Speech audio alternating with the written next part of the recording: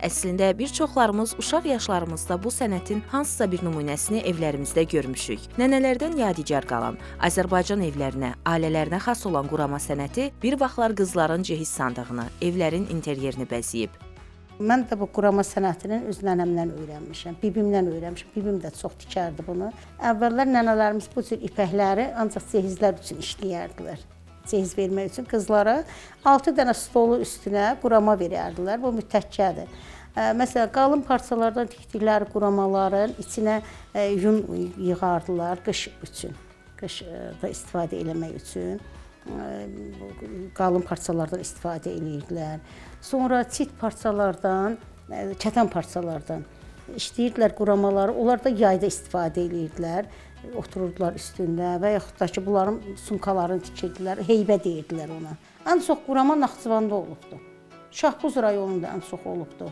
Çünki mənim nənəm Şahbuzda olubdu, mən ora çox getmişim. Ən çox Şahbuz rayonunda bu saatı gedin, kimin evinə baxsaz qurama var.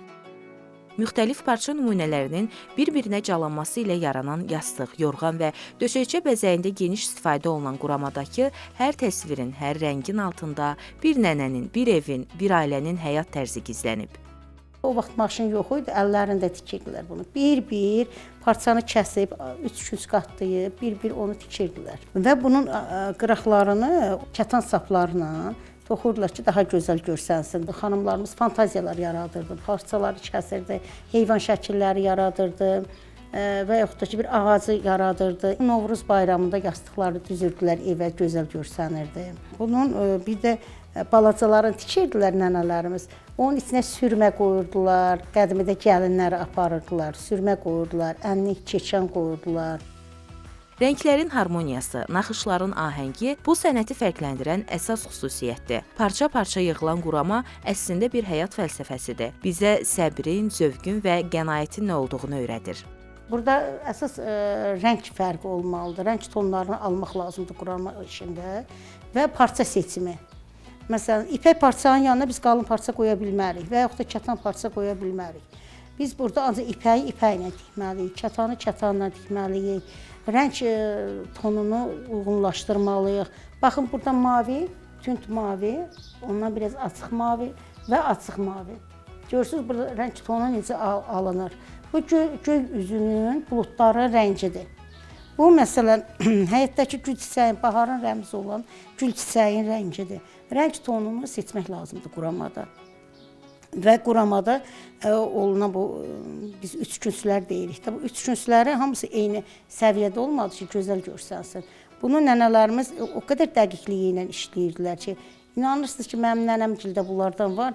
Hələ də mən baxıram, ona heyrət qalıram ki, hamısı eyni ölçüdədir. Onlar, indi bizdə məsələn, ölçü vahidləri var, onları işləyirik. Onlar hamısı kodla işləyirik, bəzi işləri. Onlar kodsuz, ölçü vahidsiz bunları işləyiblər.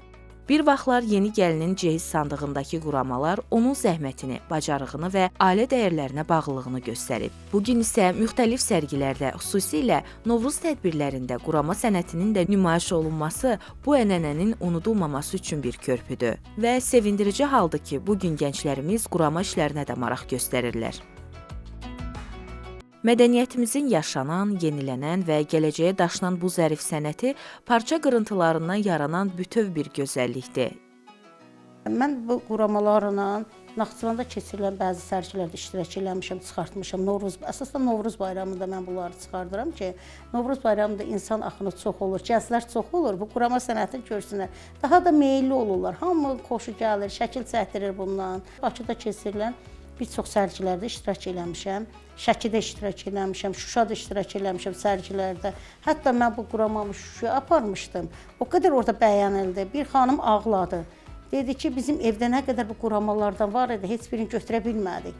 Mən bu quramanı gördüm, elə ki, o dövr mənim yadıma düşdü. Turistlər quramanı çox sevir. Çünki Azərbaycandan başqa yerdə qurama yoxdur.